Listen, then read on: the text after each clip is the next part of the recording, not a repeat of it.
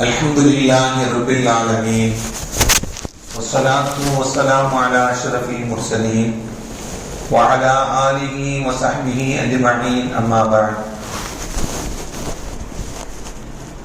கண்ணியத்திற்கும் மரியாதைக்குரிய அல்லாஹ்வின் நல்லடியார்களே, அருமையான சகோதர பெருமக்களே, அருமைநாயகம் ஸல்லல்லாஹு அலைஹி வஸல்லம் பாக்கியம் நிறைந்த நல்லும்மத்துமார்களே, அருமையானவர்களே, எந்த விஷயத்தை கேட்க இருக்கிறோமோ அந்த விஷயத்தின்படி அமல் செய்யக்கூடிய பாக்கியத்தினையும் கெட்ட விஷயங்களை பிறருக்கு எதிர்க்கக்கூடிய பாக்கியத்தினையும் அல்லாஹ் நம் அனைவருக்கும் வழங்குவானாக. ரமலானை அடைந்தோம், மீதம் இருக்கக்கூடிய நாட்களிலும் பரிபூர்ணமான முறையில் நோன்பு இன்னவரும் எல்லா அமல்களையும் நிறைவு செய்வதற்கான பாக்கியத்தினையும் புனிதமான லைலத்துல் கத்ருடைய இரவை அடையக்கூடிய தௌஃபீக்கினையும் அல்லாஹ் நம் அனைவருக்கும் தந்தரல் புரிவானாக. இதே போன்ற ரமதான்களை நம்முடைய வாழ்க்கையில் நிரம்ப பெறுவதற்கான பாக்கியத்தை தந்தர முடிவானாக. இந்த நல்ல நாளையில் நல்ல அமல்கள் செய்து நல்ல இடத்தில் ஒன்று கூடியிருப்பதை போல நாளை மறுமை நாளையில் ஜன்னத்துல் ஃபிர்தௌஸில் நாம் எல்லாம் ஒன்று கூடுவதற்குண்டான பாக்கியத்தினை அல்லாஹ் நம் அனைவருக்கும் தந்தர முடிவானாக. அருமையான பொருட்களே,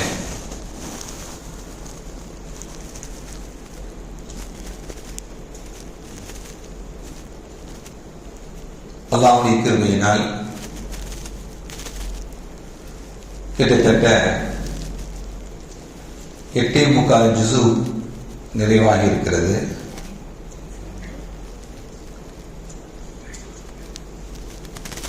இன்று ஓதப்பட்ட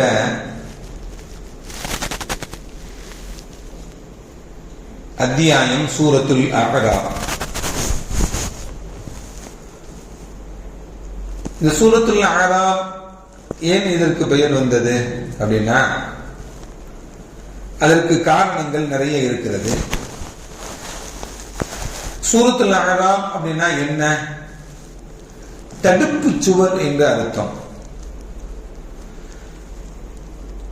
இந்த சூறாவில் அல்லாஹ் ஜல்ல ஷானஹு தஆலா ஏராளமான வரலாறுகளை சொல்லித் தருகிறார். ஏராளமான வரலாறுகள் என்றால் நபிமார்களுடைய வரலாறுகள் நிறைய இந்த சூறாவில் இடம்பெற்றிருக்கின்றன. ஹஜ்ரத் மூஸா அலைஹிஸ்ஸலாத்து வஸ்ஸலாம் அவர்கள் அல்லாஹ்வை பார்க்க வேண்டும் சொன்னாங்க. ரப்பி அரினி அன்துர் இலை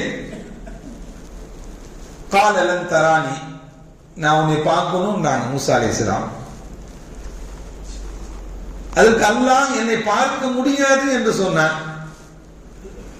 பார்ப்பதற்கு ஒரு இடத்திற்கு வர சொன்னான், அதுதான் தூர் சீனா மலை.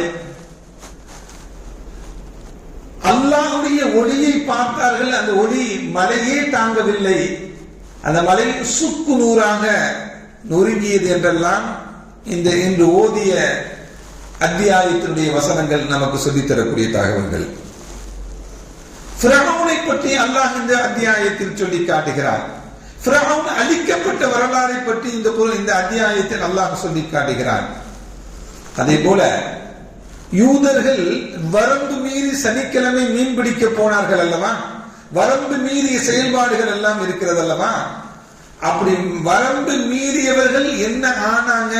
குரங்குகளாக அல்லாஹ் மாற்றினான், பன்றிகளாக அல்லாஹ் மாற்றினான் என்ற செய்தியையும் இந்த சூரத்துல் அஅராஃபில் அல்லாஹ் நமக்கு செய்தியாக சொல்லித் தருவார். இப்படி உருமாற்றக்கூடிய நிகழ்வுகள் எல்லாம் இந்த உலகத்தில் நடந்திருக்கு. மனிதன் குரங்கிலிருந்து மனிதன் வந்தான் அப்படின்னு சொல்லுவாங்க. மனிதனே குரங்காக மாறிய வரலாறு இந்த அத்தியாயத்தில் அல்லாஹ் நமக்கு சொல்லி காட்டுகிறார். அதே போல இந்த குர்ஆனில் அல்லாஹ் தஆலா அருள் பெற்றவர்களையும் சொல்லி காட்டுகிறார், பாக்கியம் பெற்றவர்களை சொல்லி காட்டுகிறார். அதே போல அல்லாஹ் தண்டனைக்குரியவர்களை பற்றியும் என்ன பண்றான்? திருக்குர்ஆன்ல நமக்கு சொல்லி காட்டுகிறார். இந்த அத்தியாயத்தில் அல்லாஹ் ஒரு வசனத்தில் ஃபக்ஸுஸில் கஸஸ், வரலாறுகளை நீங்கள் படிக்க வேண்டும், அதன் மூலமாக தெரிந்து கொள்ள வேண்டும், அதன் மூலமாக நீங்கள் படிப்பினையை ஏற்படுத்திக் கொள்ள வேண்டும், சிந்தித்து படிப்பினையை ஏற்படுத்திக் கொள்ள வேண்டும் என்பதற்காக வேண்டிதான் அல்லாஹ் முன்னோர்களுடைய வரலாறு, நபிமார்களுடைய வரலாறை நமக்கு சொல்லித் தருவதற்குண்டான காரணம் என்ன? சிந்தித்து நாம் படிப்பினை பெற வேண்டும் என்பதையும் அல்லாஹ் திருக்குர்ஆனில இந்த வரலாறுகளை சொல்லும் பொழுது இந்த செய்தியும் நமக்கு சொல்லித் தருவார். இந்த அத்தியாயத்தில் அல்லாஹ் ஒரு வசனத்திலே சொல்லுவான், வல் வஸ்னு யௌமைதினில் ஹக், மறுமையில் எடை போடுவது என்பது உண்மைதான், அது நடக்கக்கூடியதுதான். எதை எடை போடுவான் அல்லாஹு தஆலா அப்படின்னா, நாம் செய்யக்கூடிய அமல்கள் எடை போடப்படும். நன்மை தீமைகள் எல்லாம் எடை போடப்பட்டு, நன்மைகள் யாருக்கு எடைகள் கூடுகிறதோ அவர் சொர்க்கம் செல்லுவார், எல்லாருக்கும் தெரியதான் செய்யும். தீமைகள் அதிகமாக எடை கொண்டவர் நரகத்திற்கு செல்லுவார், அதுவும் நமக்கு தெரியதான் செய்யும். அமல்கள் எடை போடுவது, இதை தாண்டி பெருமக்கள் சொல்றாங்க, எடை போடுவதை பற்றி சொல்லும் பொழுது நம்முடைய அமல்கள் எழுதப்பட்ட அந்த ஏடுகளையும் எடை போடப்படுமா? நம்முடைய அமல்களை எழுதப்பட்ட அந்த ஏடுகள் இருக்கிறது அல்லவா, அந்த ஏடுகளையும் எடை போடப்படும் என்று பெருமக்கள் சொல்றாங்க. ஏடுகளில் மட்டுமல்ல, மனிதர்களையும் அல்லாஹ் எடை போடுவான். அல்லாஹ் மனிதர்களையும் எடை போடுவான் என்றும் பெருமக்கள் என்ன பண்றாங்க? 3 விதமான எடைகள் போடப்படும். 3 விதமான அமல்கள் எடை போடப்படும், அவர்களுடைய ஏடுகள் எடை போடப்படும், மனிதர்களே எடை போடப்படுவார்கள் என்றும் பெருமக்கள் நமக்கு இந்த எடை போடுவது சம்பந்தமாக அல் மீசானு ஹக்குன், எடை போடுவது என்பது உண்மையாக நடக்கக்கூடியது, அல்லாஹ்வுடைய வாக்குறுதி, அது நம்பிதான் ஆக வேண்டும். அதே போல இந்த சூராவில் அல்லாஹ் சொல்லுவான், சொர்க்கவாசிகளும் நரகவாசிகளும் பேசிக்குவாங்க. சொர்க்கவாசிகள் நரகவாசிகளை அழைக்கக்கூடியதை பற்றி அல்லாஹ் சொல்லுவான், வனாதா அஸ்ஹாபுல் ஜன்னா, சொர்க்கவாசிகள் அழைப்பார்கள். யார? அஸ்ஹாபன் நார், நரகவாசிகளை அழைத்து பேசுவாங்க. சொர்க்கவாசிங்க நரகவாசிகளை பேசுவாங்க. ஹல் வஜத்தும் மா வஅத ரப்புக்கும் ஹக்கா, அல்லாஹ் சொன்ன வாக்குறுதி நடந்துருச்சு இல்ல, அல்லாஹ் என்ன சொன்னானோ அதுதான் நடந்துச்சு. அல்லாஹ்வை பின்பற்றவில்லை, நீங்க நரகத்தில் இருக்கீங்க. அல்லாஹ் எந்த வாக்குறுதியை உங்களுக்கு கொடுத்தானோ அது உண்மையாக நடந்திருக்கிறது, நிதர்சனமாக நடந்திருக்கிறது என்ற செய்தியை யார் சொல்லுவார்? சொர்க்கவாசிகள் நரகவாசிகளை பார்த்து சொல்லுவார்கள். அதே போல நரகவாசிகளும் சொர்க்கவாசிகளை பார்த்து பேசுவாங்க. அதையும் அல்லாஹ் சொல்லுவான் இந்த சூராவுல, வனாதா அஸ்ஹாபுன் நார், நரகவாசிகள் அழைப்பார்கள் அஸ்ஹாபுல் ஜன்னா, அஸ்ஹாபுல் ஜன்னா சொர்க்கவாசிகளை அழைப்பார்கள். என்ன அழைப்பாங்க அப்படின்னா, அன் அஃபீது அலைனா மினல் மாஇ அவ் மிம்மா ரஸககுமுல்லாஹ், அல்லாஹ் உங்களுக்கு கொடுத்திருக்கக்கூடியதை எங்களுக்கு உணவாக தாருங்கள், அல்லாஹ் கொடுத்திருக்கக்கூடியதை எங்களுக்கு குடிப்பதற்கு நீராக கொடுங்கள். அப்படின்னா என்ன?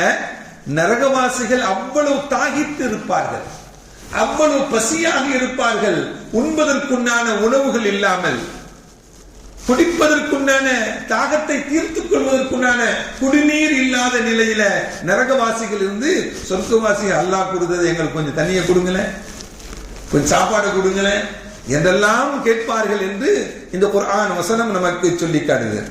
ஆனா இதுக்கு பதில் என்ன சொல்லுவாங்க? ஹர்ரமஹும், அல்லாஹ் உங்களுக்கு தடை செய்திருக்கிறார். அல்லாஹ் என்ன பண்ணிருக்கிறார்?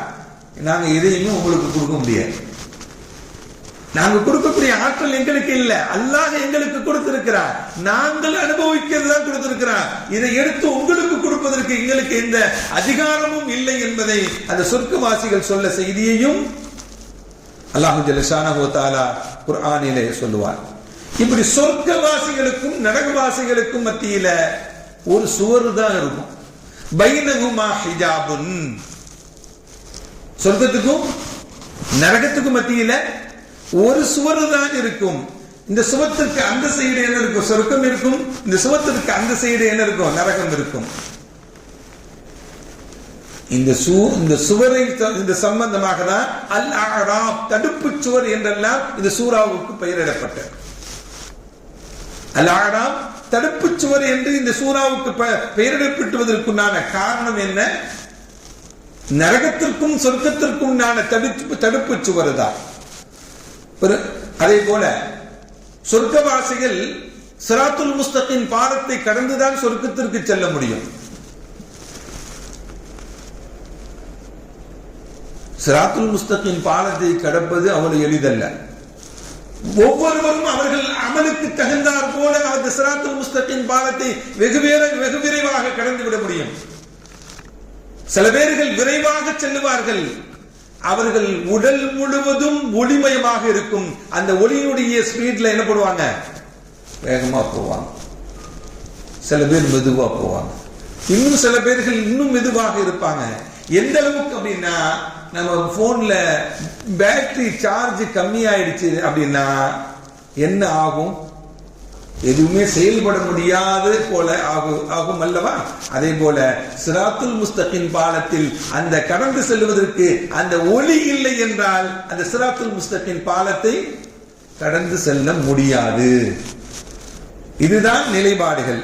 இப்படி நம்முடைய அமல்களை பொறுத்துதான் நாளை மறுமை நாளையிலே நம்முடைய நிலைப்பாடுகள் இருக்கும் என்பதையும் பெருமக்கள் நமக்கு சொல்லித் தருவாங்க.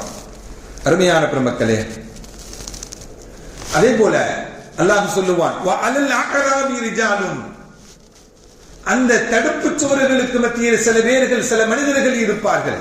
யார் அவங்க? சொர்க்கவாசிகளா, அவர் நரகவாசிகளா என்று சொல்லும் பொழுது அந்த தடுப்பு சுவரில் அவர்கள் தடுத்து நிறுத்தி வைக்கப்பட்டிருக்கக்கூடியவர்கள். அவர்கள் சில பேர்கள் விளக்கம் சொல்லும் போது இப்படி சொல்வாங்க, அந்த தடுத்து நிறுத்தி வைக்கப்பட்டவர்கள் நன்மையையும் தீமையும் சமமாக இருப்பாங்க. இவங்க சொர்க்கத்துக்கு போறதா நரகத்துக்கு போறதா தெரியாம இருப்பாங்க அப்படின்னு சொல்லி அந்த தடுப்பு சுவரில் தடுத்து நிறுத்தி வைக்கப்பட்டவர்களுடைய நிலைப்பாடுகளை பெருமக்கள் இப்படி விளக்கி சொல்லுவாங்க. இப்படியும் சொல்லுவாங்க. எப்படி சொல்லுவாங்க? சில பேர் யுத்தத்துக்கு போயிருப்பாங்க, அல்லாஹ்வுடைய பாதையில் தான். யுத்தத்துக்கு போய் ஷஹீதாகவும் ஆயிருப்பாங்க.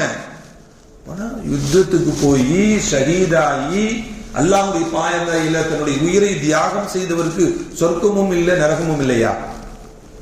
அப்படின்னா இவர் சின்ன ஒரு தவறு செஞ்சிருப்பார்.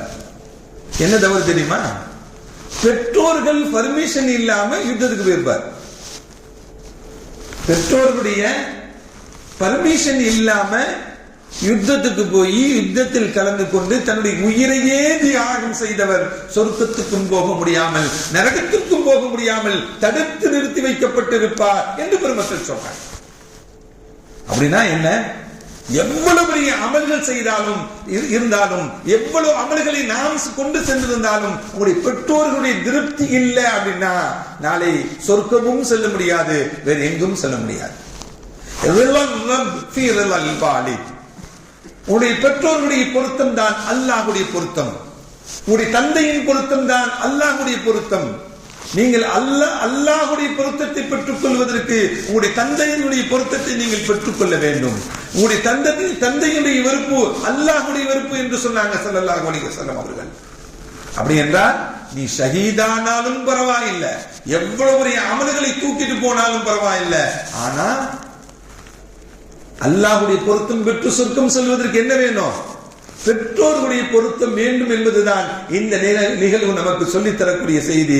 அதனால பெற்றோர்களுடைய மனக்கசப்பை நாம் பெற்றுக் கொள்ளக்கூடாது, பெற்றோர்களுடைய வருத்தத்தை நாம் பெற்றுக் கொள்ளக்கூடாது, பெற்றோர்களுடைய சபிக்கக்கூடிய வார்த்தைகளை நாம் பெற்றுக் கொள்ளக்கூடாது. அப்படி உள்ளவர்கள் எல்லாம் தடுத்து நிறுத்தப்படக்கூடியவர்கள் உள்ளவர்கள் என்று இந்த செய்தி நமக்கு சொல்லி காட்டுகிறது. அருமையான பெருமக்களே, இன்னொரு செய்தியும் சொல்லுவாங்க. இந்த தடுத்து நிறுத்த வைக்கப்பட்டவர்கள் அவர்கள் இன்னொரு வகையினர் என்று பெருமக்கள் சொல்லுவாங்க. யார் அப்படின்னா, சில நீதி அரசர்களாக நாளை மறுமை நாளையில் அல்லாஹ் சிலரை நியமிப்பான். அவங்க முகத்தை பார்த்தோன்னே சொல்லுவாங்க, இவர் நல்லவர், அவர் கெட்டவர், இவர் நல்லவர். முகத்தை பார்த்தவுடன் கணிக்கப்படும். அல்லாஹ் நன்மை தீமைகள்லாம் இடம் போட்டு சொர்க்கவாசி அது ஒண்ணு 2-3 செக்கிங் உண்டு இல்ல, அதே மாதிரி சொர்க்கத்துக்கு சீக்கிரம் போயிட முடியாது. இது ஒரு செக்கிங். எப்படி? முகத்தை பார்த்து இவர்கள் நல்லவர்கள் சொர்க்கத்துக்கு போட்டு இவங்க என்ன பண்ணுவாங்க? அல்லாஹ்வுக்கு சொல்லி கொடுப்பாங்க, அல்லாஹ்ட்ட சைன் பண்ணி கொடுப்பாங்க, இவர்கள் சொர்க்கவாசிகள். முகத்தை பார்த்தே சொல்லுவார்கள் அவர்கள். அவங்க சொர்க்கவாசிகளை சொர்க்கத்துக்கு அனுப்பிட்டு நரகவாசிகளை நரகத்துக்கு அனுப்பிட்டு அதுக்கு பிறகு இவங்க சொர்க்கத்துக்கு போவாங்க. அதுவரையும் அவர்கள் அந்த தடுப்பு சுவரில் தடுத்து நிறுத்தி வைக்கப்படுவார்கள் என்று பெருமக்கள் இப்படி 3 விதமான விளக்கங்களை என்ன பண்றாங்க, தடுத்து நிறுத்தி வைக்கப்படக்கூடியவர்கள் 3 விதமான விளக்கங்களை நமக்கு சொல்லி காட்டுறாங்க. அருமையான பெருமக்களே, அதை தாண்டி இந்த சூறாவில் அல்லாஹ் ஆதம் அலைஹிஸ்ஸலாத்துடைய படைப்பை பற்றி சொல்லுகிறார். எல்லாருக்கும் தெரியும் தான், அல்லாஹ் ஆதம் அலைஹிஸ்ஸலாத்தை படைச்சான், சொர்க்கத்துல வச்சான், சைத்தான் வழிகெடுத்தான், இங்கே பூமிக்கு வந்தாங்க. அல்லாஹ் ஆதம் அலைஹிஸ்ஸலாம் அவர்களை படைப்பதற்கு மண்ணினால் படைத்தான். படைப்பதை பற்றி அல்லாஹ் சொல்லுவான், நான் என்னுடைய கையினால் படைத்தேன், என்னுடைய ரூஹை நான் ஊதினேன். அல்லாஹ் தன்னுடைய கரத்தினால் ஆதம் அலைஹிஸ்ஸலாத்தை படைத்தான், தன்னுடைய ரூஹை ஆதமுக்கு ஊதினான். அந்த ரூஹு உடலுக்கு போய் மூக்குக்கு பக்கத்தில் அந்த ரூஹு வரும்பொழுது அந்த உயிர் வரும்பொழுதுதான் ஹஜ்ஜின் தும்முனாங்க. முதலாக அதற்கு ஆதம் அலைஹிஸ்ஸலாம் தும்முனோன என்ன சொன்னாங்க, அல்ஹம்துலில்லாஹ்னு சொன்னாங்க. நம்மலாம் இப்ப தும்முனா என்ன சொல்றோம், அல்ஹம்துலில்லாஹ் சொல்றோம்ல. இது முதலாக சொன்னது யார், அல்ஹம்துலில்லாஹ் அதற்கு ஆதம் அலைஹிஸ்ஸலாம் சொன்னாங்க. அல்ஹம்துலில்லாஹ் சொன்னா பதில் சொல்லணுமே, அல்ஹம்துலில்லாஹ் சொன்னா பதில் சொல்றது அல்லாஹ் பதில் சொன்னான். அல்லாஹ் அவர்களுக்கு பதில் சொன்னான். அவர்கள் தும்மியதற்கு இரஹமுக்க ரப்புக், உங்களுடைய ரப்பு உங்களுக்கு அருள் புரியட்டும் என்று சொல்லுகிறார். அல்லாஹ் பதில் சொன்னான் அவர்களுக்கு. இப்படி ஆதம் அலைஹிஸ்ஸலாம் அவர்கள் படைத்து முடிந்த பிறகு ஆதம் அலைஹிஸ்ஸலாத்தை அல்லாஹ் சொன்னான், அங்க உட்கார்ந்து இருக்கக்கூடிய உங்கள்கிட்ட போய் சலாம் சொல்லுங்க அப்படின்னா. உலாயிக நஃபரும் மினல் மலாயிகா, அவர்கள் யார், மலக்குமார்களுக்கு சலாம் சொல்லுங்க. உங்க ஆதம் அலைஹிஸ்ஸலாம் போய் சலாம் சொன்னான். முதலாக ஆதம் அலைஹிஸ்ஸலாம் சலாம் சொல்லி பதில் சொன்னது யாரு, மலக்குமார்கள். பதில் சொன்னது யாரு, மலக்குமார்கள் பதில் சொன்னாங்க. மலக்குமார்கள் பதில் சொன்னது மட்டுமல்ல, தஹிய்யத்துக வ தஹிய்யத்து ذُرِّيَّتُكَ, இது உங்களுக்குண்டான காணிக்கையும் உங்களுடைய சந்ததிகளுக்குண்டான காணிக்கையும். மலக்குமார்கள் அந்த சொன்ன பதில் யாருக்கும் சேர்ந்துதான், நமக்கும் சேர்ந்துதான் என்பதை ஹதீத்துகளில் நாம் காண முடியக்கூடிய விஷயங்கள். அது அருமையான பெருமக்களே. அதே போல சொர்க்கத்துக்கு போனாங்க, சொர்க்கத்திலிருந்து பூமிக்கு வந்தாங்க.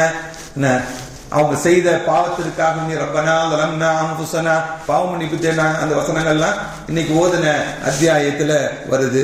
இப்படி அவங்களுக்கு குழந்தை பிறந்துச்சு, ஆண் பெண்ணாக பிறந்துச்சு, அடுத்த ஆண் பெண்ணாக தெரிஞ்சு, முதல்ல பிறந்த ஆணுக்கும் பின்னால் பிறந்த பெண்ணுக்கும், பின்னால் பிறந்த ஆணுக்கும் முன்னால் பிறந்த பெண்ணுக்கும், இப்படி மாத்தி திருமணம் முடிச்சு அதிலிருந்து நாம் எல்லாம் இந்த உலகத்துல மனிதர்களாக வாழ்ந்து கொண்டிருக்கிறோம். அல்லாஹ் ஆதம் அலைஹிஸ்ஸலாமுடைய படைப்பு முதல் கொண்டு எல்லா நபிமார்களுடைய வரலாறுகளை இந்த அத்தியாயத்தில் நிரம்ப சொல்லுகிறார். இதெல்லாம் நாம் சிந்தித்து படிப்பினை பெறுவதற்காக வேண்டி இந்த வரலாறை சொல்வதாக அல்லாஹ் நமக்கு சொல்லி காட்டுகிறான். அல்லாஹ் அந்த நபிமார்களுடைய வரலாறிலிருந்து நம்முடைய வாழ்க்கைக்குண்டான படிப்பினைகளை தேடிக்கொண்டு அதன் மூலமாக நல்லடியார்களாக வாழ்வதற்குண்டான நல்ல தௌஃபீக்கினை அல்லாஹ் நம் அனைவருக்கும் வழங்கிடுவானாக.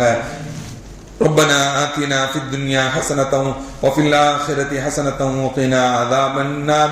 ربنا رب ارحمنا كما ربياني صغيرا. رب اجعلني مقيم الصلاة ومن ذريتي. ربنا وتقبل دعاء. صل يا ربي على النبي سيدنا محمد وآله وصحبه أجمعين والحمد لله رب العالمين. صلى الله على محمد صلى الله عليه وسلم. صلى الله على محمد صلى الله عليه وسلم. صلى الله على محمد يا رب صل عليه وسلم.